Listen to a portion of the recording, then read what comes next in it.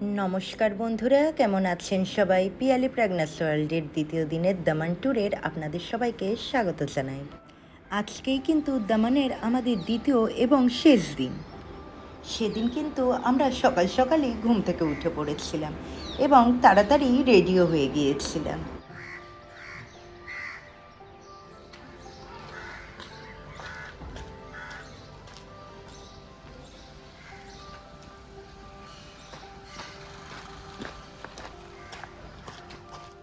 আর আমরা যেই হোটেলটায় ছিলাম সেই হোটেলের সামনে দেখছেন তো কত বড় একটি পাকুড় গাছ। এখন আমরা পরিবারের সকলে মিলে কিন্তু যাচ্ছি দামানের বিচে। এই বিচটির নাম হলো দেবকা বিচ। আর আমি আগের ভিডিওতেই বলেছিলাম আমরা যে হোটেলটিতে রুম বুক করেছি সেটি কিন্তু একদম বিচের পাশেই, মানে একদম দেবকা বিচের থেকে পায়ে হাঁটা দূরত্ব। গোপী আর গোপীর বাবা একটু আগে আগেই হেঁটে যাচ্ছিল, আমি আর শাশুড়ি মা কিন্তু পেছনেই ছিলাম। সকালবেলায় সমুদ্রের পাড়ে এসে আমরা যা দেখলাম, সমুদ্রের জল কিন্তু এখন অনেকটাই দূরে, মানে একদমই প্রায় পেছনে চলে গিয়েছে। যেহেতু আমাদের আজকেই দামান থেকে বের হতে হবে, তাই গৌতম ভেবেছিল সকাল সকালই সমুদ্রের জলে স্নান করবে, কিন্তু সেটা আর হয়ে উঠল না।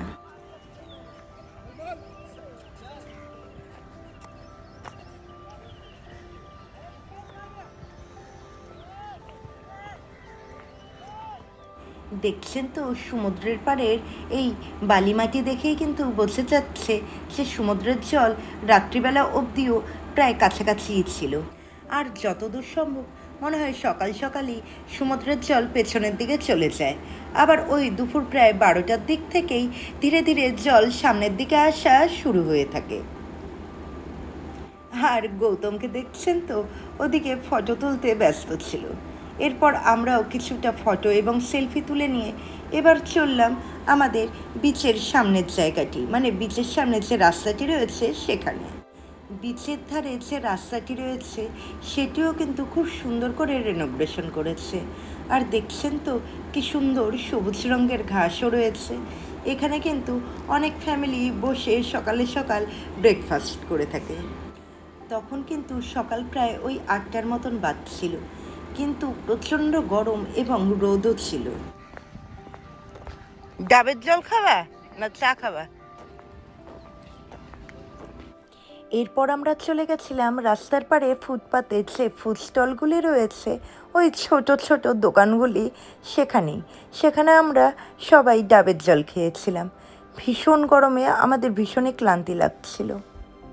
ওই ডাবের জলেই আমাদের তৃষ্ণা মেটালাম। আর ডাবের ভিতরে কিন্তু বেশ ভালোই মোটা মোটা ডাবের শ্বাস ছিল, যেগুলোকে আমরা মালাই বলে থাকি। এগুলো খেতেও আমার ভীষণই ভালো লাগে। আর গোপী ওর নিজের জন্য ওই এক বাটি ম্যাগি অর্ডার দিয়েছিল, সেখান থেকে কিন্তু আমরাও একটু একটু করে ভাগ বসিয়েছিলাম। এরপর খাওয়া দাওয়া শেষ করে আমরা সোজা হোটেলের উদ্দেশ্যে রওনা দিয়েছিলাম, কেননা এরপর আমাদের সেখানে গিয়ে রেডিও হতে হবে। বাইরে থেকে ঘুরে এখন আমরা রুমে চলে আসলাম। প্রচণ্ড গরম এখানে। এখন ফ্রেশ হবো, তারপরে যাব গৌতমের বান্ধবীর বাড়িতে। এখন বাজে সকাল 10:30টার মতো। আমরা রেডি হয়ে গেছি। এখন আমরা যাচ্ছি অর্পিতাদির বাড়ি। অর্পিতাদির বাড়ি এখান থেকে নাই করে 40 মিনিটের মতন রাস্তা হবে। তো আমরা এখন সোজা ওখানেই যাব। তার আগে যদি কিছু ঘোরার হয় তো ওখানেও ঘুরে নেব। তো চলুন, দেখা হবে। এরপর কিন্তু আমাদের আর ঘোরাঘুরি করে ওঠা হয়ে ওঠেনি এবং আমরা সোজা কিন্তু অর্পিতাদির বাড়ির উদ্দেশ্যেই রওনা দিয়েছিলাম। আর আমি একটা কথা ভুল বলেছি, অর্পিতাদির বাড়ি আমাদের মানে এই দামানের থেকে ছিল 20 কিলোমিটারের মতন। ওই আমাদের ভাবি যেতে, মানে অর্পিতাদির বাড়ি যেতে ওই ধরুন সময় লেগেছিল প্রায় 15 থেকে 20 মিনিট। তার মাঝখানে আমরা একটা ক্যাফেতে চলে গিয়েছিলাম, কেননা সকালবেলায় ওই হালকা খাবার খেয়েছিলাম। এরপরে আমাদের প্রত্যেকেরই খিদে লেগে গিয়েছিল, তাই আমরা ভাবলাম ক্যাফেতে গিয়ে কিছু হালকা ফুলকা ওই সকালের ব্রেকফাস্ট করে নেওয়া যাক। আর দেখছেন তো ক্যাফেটি ছোট হলেও ইন্টেরিয়ার কিন্তু বেশ সুন্দর ছিল। এখানে আমরা নিয়েছিলাম ভেজ স্যান্ডউইচ আর সাথে ছিল ফ্রেঞ্চ ফ্রাই। আর নিয়েছিলাম গার্লিক ব্রেড। এরপর আমরা খাওয়া দাওয়া শেষ করে সোজা চললাম অর্পিতাদির বাড়ির উদ্দেশ্যে। তখন বাজছিল ওই সকাল প্রায় 11:30 কি 12:15 মতো। আর আমরা কিন্তু ভাবিতে পৌঁছেও গেছি, আর 5 মিনিটের মধ্যেই হয়তো আমরা অর্পিতাদির বাড়িতে চলে যাব। এই যে আমরা পৌঁছে গেছি অর্পিতাদির সোসাইটিতে। তখন ঘড়িতে বাজছিল ওই 11:54 মতো। আমরা কিন্তু দুপুর 12টার আগেই ওই অর্পিতাদির সোসাইটিতে পৌঁছে গেছিলাম। আর ওই যে ব্লু কালারের টি শার্ট পরা যে দাদাটাকে দেখতে পাচ্ছেন, সে হলো অর্পিতাদির হাজবেন্ড। কুন্তলদাই আমাদের নিতে এসেছিল। তো অর্পিতাদির বাড়িতে গিয়েই আমাদের মিষ্টি টিষ্টি খেতে দিয়েছিল। আর এই যে অর্পিতাদি রেডি হয়ে গেছে, এখন ওরা পুজোয় বসবে। আর অর্পিতাদিদের কিন্তু পুজোয় বসতে ওই প্রায় 1:45 মতন বেজে গেছিল। আর ওদের পুজোর মুহূর্তটাও ছিল কিন্তু ওই দুপুর 1:30টার সময়।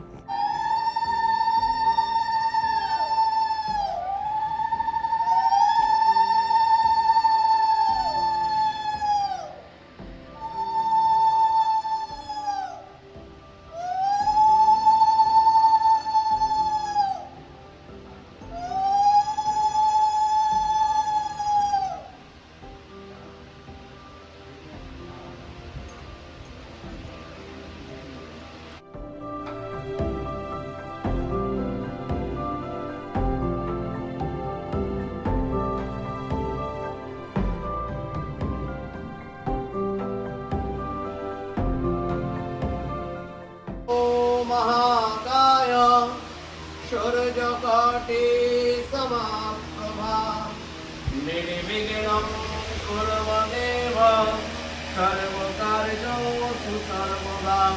श्री गणपति महाराज भगवान की जय। श्री सत्यनारायण देव की जय। मंगलम भगवान विष्णु मंगलम पुंडरीकाक्ष मंगलाय तनय। ओम नमो विष्णवे नमः। ओम नमो विष्णवे नमः। ओम नमो विष्णवे नमः। এখন সব থেকে প্রথম দুপুর যখন প্রায় 2:54 মতন বাজে, তখন আমরা সবাই চলে এসেছিলাম দুপুরের লাঞ্চ সারতে। এরপর আমরা লাঞ্চ সেরে যখন ওপরে যাই, তখন দেখলাম পুজোর যজ্ঞ শুরু হয়ে গিয়েছিল। ओम तद विष्णु परमं पदं सदा पश्यन्ति सूरयो देवीं चक्षुरार्धं ओम स्वाहा। আর এই গৃহপ্রবেশের পুজোতে অর্পিতাদি কিন্তু অর্পিতাদির হাজবেন্ড এবং তার ছেলেকে নিয়ে পুজোয় বসেছিল।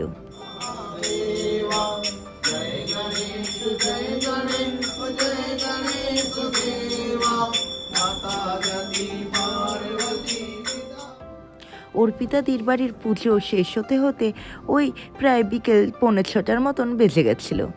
এরপর আমরাও কিন্তু আমাদের বাড়িতে যাওয়ার উদ্দেশ্যে রওনা দিয়ে দিয়েছিলাম। এই যে কুন্তলদা আবার আমাদের গাড়ি পর্যন্ত এগিয়ে দিতে এসেছিল। আমরা বড়োদরাতে যাওয়ার সময় কিন্তু রাস্তার পাশে প্রচুর এরকম সারি সারি আমের দোকান দেখতে পেয়েছিলাম। এই দেখুন কি পরিমাণে দোকান হয়েছে। কিছু দূর দূর যেতে না যেতেই একটার পর একটা আমের দোকান। আর এই দেখুন আরেকটা দৃশ্য, কি সুন্দর, যখন সূর্যটা অস্ত যাচ্ছিল তখন পাহাড়ের গা ঘেঁষে কীরকম আলোর ছটা দেখা যাচ্ছিল, দেখতে কিন্তু ভীষণই সুন্দর লাগছিল। বিকেল যখন প্রায় 7টার মতন বাজে, তখন আমরা একটা রেস্টুরেন্টে চলে গেছিলাম চা খাওয়ার জন্য। আর আমি সাথে একটা পানও নিয়েছিলাম। গৌতম অনেকক্ষণ ধরেই গাড়ি চালাচ্ছিল, তাই ওর একটু ঘুমও পাচ্ছিল। সেই সময় আমরা চা খেয়ে নিয়েছিলাম। এখনও আমাদের অনেকটা দূরই যেতে হবে। আর এই যে এই রাস্তাটি আগের ভিডিওতেই দেখিয়েছিলাম, এটা হলো দিল্লি মুম্বাই এক্সপ্রেস হাইওয়ে। আর এখন এই রাস্তাটি শেষ হতে কিন্তু অনেকটাই সময় লাগবে। প্রায় 1-1.5 ঘন্টার মতন পথ আমরা কিন্তু অতিক্রম করে ফেলেছি। আর কিছুক্ষণের মধ্যেই আমরা বড়োদরায় পৌঁছে যাব। কিছুক্ষণ বলতে ওই প্রায় এখনও 1-1.5 ঘন্টার মতন। রাত যখন প্রায় 9:45 মতন বাজে, তখন আমরা পৌঁছে গেছিলাম বড়োদরায়। বাড়িতে যেতে যেতে সময় লেগে গেছিল 10:30। আমার ভিডিওটা আপনাদের যদি ভালো লেগে থাকে, তাহলে আমার ভিডিওতে একটা অবশ্যই লাইক করবেন এবং আমার চ্যানেলটিকে সাবস্ক্রাইব করে দেবেন। আর পাশে থাকা বেল আইকনটিকে প্রেস করে দেবেন নোটিফিকেশন সবার আগে পাওয়ার জন্য। তাহলে ভিডিওটা আজকের মতন আমি এখানেই শেষ করছি। দেখা হবে আবার নেক্সট ভিডিওতে। Tata, bye bye.